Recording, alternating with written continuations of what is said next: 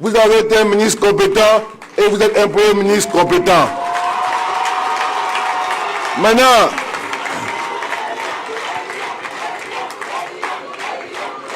quand on est compétent, il y a des gens qui apprécient et puis qui savent voir comment essayer de vous ressembler pour avancer. Puis il y en a qui sont jaloux, ils vont dire non, il est compétent, mais bon, comme même les plus grands prophètes n'ont pas fait d'unanimité, laissez-nous nous occuper de ça. Avancez dans vos chemins avec le président Alassane Ouattara.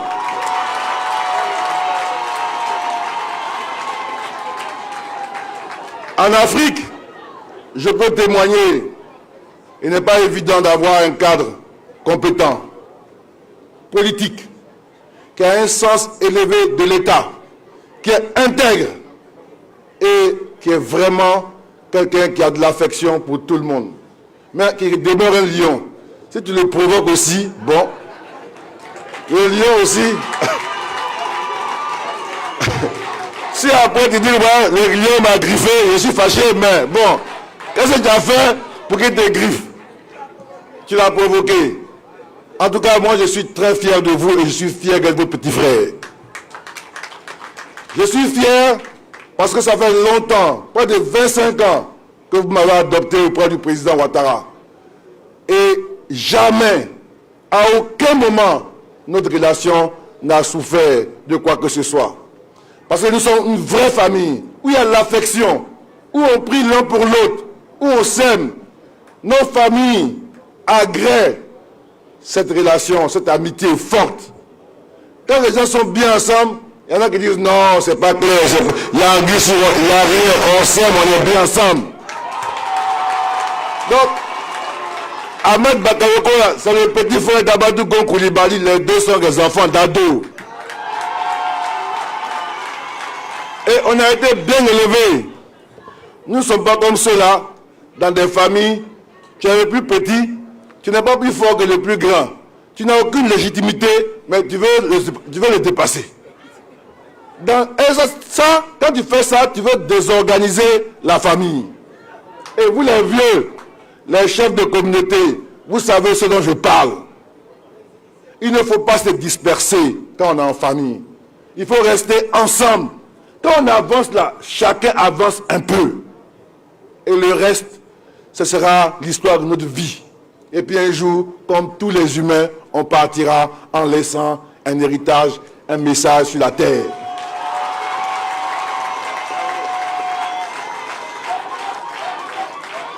Il y a des gens qui sont ministres, qui ont été présidents d'institutions, et qui disent non, je suis frustré. Mais, et ceux qui n'ont rien? Ceux dont les parents sont morts, on les a même oubliés. Toi, tu ne peux pas dire que tu es frustré. C'est le défaut de l'homme. Au lieu d'apprécier ton état, comment tu es là, par rapport à ce que tu aurais pu ne pas être, tu veux te focaliser sur ce que tu veux être à tout prix et tu n'apprécies même pas le bonheur d'être quelque chose. Tu es ministre, il y a 40 ministres, tu es président d'institution, il n'y en a que 4 ou 5 dans le pays. Parmi tous ceux qui sont là à l'école, au CP1, au CP2, jusqu'à CM2, d'autres à l'université, tu es maintenant dans l'équipe nationale de la gouvernance du pays, tu dis que non, toi tant que tu n'es pas devant là, tu es malheureux. Mais tu ne seras jamais heureux. Parce que même quand tu seras président, tu seras président de l'Afrique. Il faut savoir garder nos ambitions personnelles, nos faux rêves pour réaliser nos vraies vies. Parce que ce que tu as là, ou ce que tu avais, il y a d'autres qui rêvaient à ça, qui sont contents de ça. Maintenant, ils sont contents de ça aussi, tu es fâché. Bon, je parle en parabole parce qu'on a un boubou.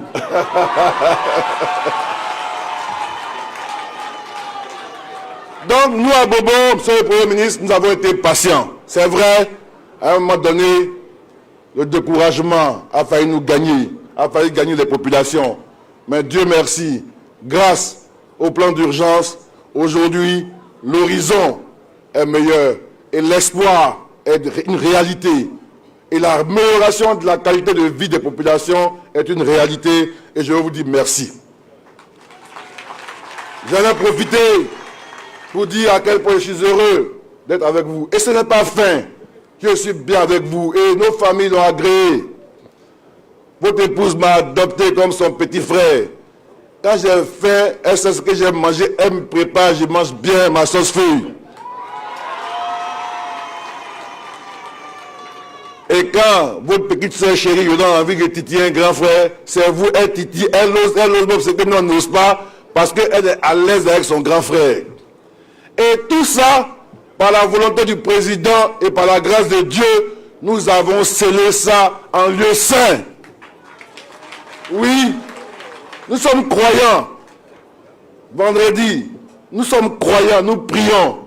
Et nous savons la force de ce symbole-là pour nous, nos vies, nos ancêtres. Là-bas, nous avons prié pour la Côte d'Ivoire. Nous avons prié ensemble pour le président Alassane Ouattara. Nous avons prié pour que Dieu nous donne une relation plus forte et que nous soyons plus unis, l'un pour l'autre.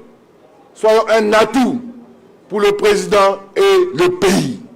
Faire avancer le pays pour qu'un jour, nous puissions dire voilà ce que nous avons apporté à la Côte d'Ivoire et laisser les autres apprécier et laisser l'histoire nous juger.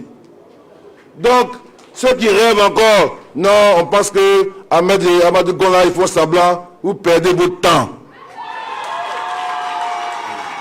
Parce que, où on a déposé ça, vraiment, c'est sérieux. J'ai peu envie d'employer les mots qui ont fait fâcher certains, mais c'est vraiment, c'est solide dans nos cœurs, dans notre approche de vie, dans notre éducation, dans nos valeurs. C'est important. Et je veux qu'à Bobo, notre commune partage ce pacte scellé des enfants d'Alassane Ouattara pour le bonheur de la Côte d'Ivoire.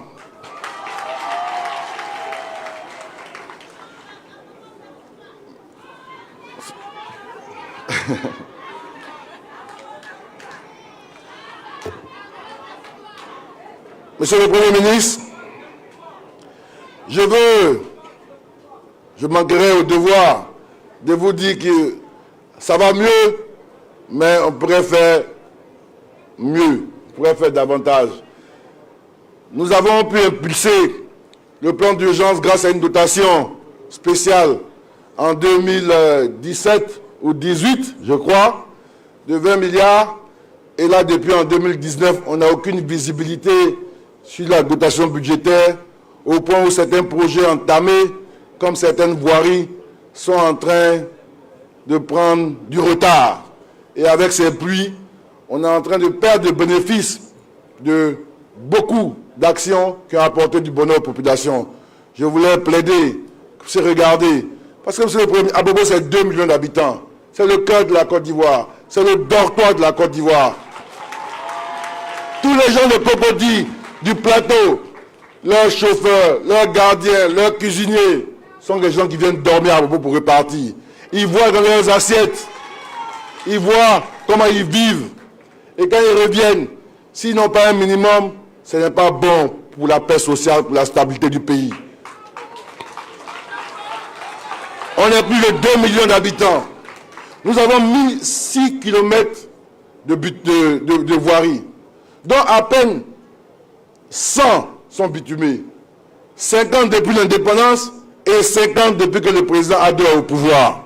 En 8 ans, il a fait déjà autant qu'on a fait depuis l'indépendance.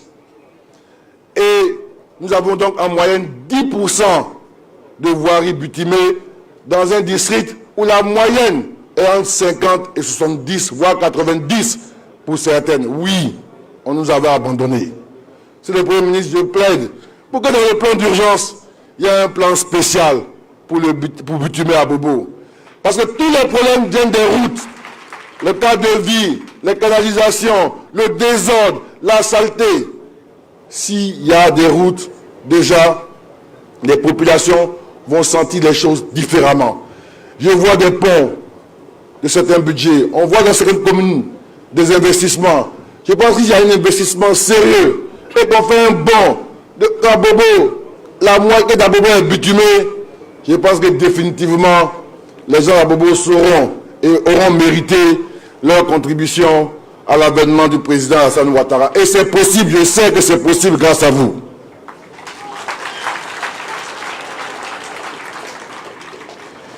Monsieur le Premier ministre, Je ne voulais pas évoquer la question, mais avant de terminer, parce que nous sommes à l'hôpital, quand même, l'hôpital, ça soigne aussi les malades.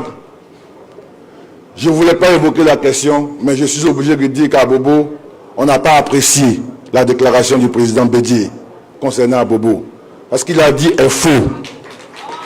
Avec tout le respect, il n'y a pas d'autre terme. Ici, nous vivons en paix. Les communautés de la Bobo ont trop souffert de la division. Il y a eu des morts ici.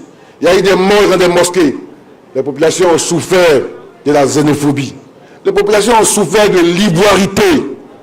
De grâce, laissez Abobo en paix. Laissez Abobo en paix. Aujourd'hui, je ne dirais que cela. Mais laissez Abobo en paix. Comme on dit dans le langage d'Abobo, enlevez notre nom dans votre bouche. Il faut enlever Abobo.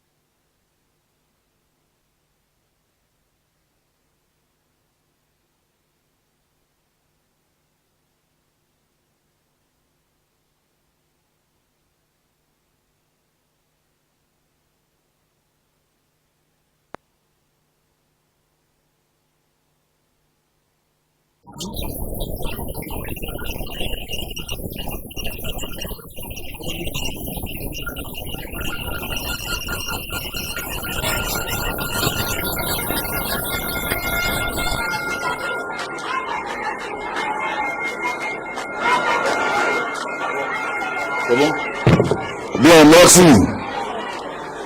Donc j'étais vraiment à la fin.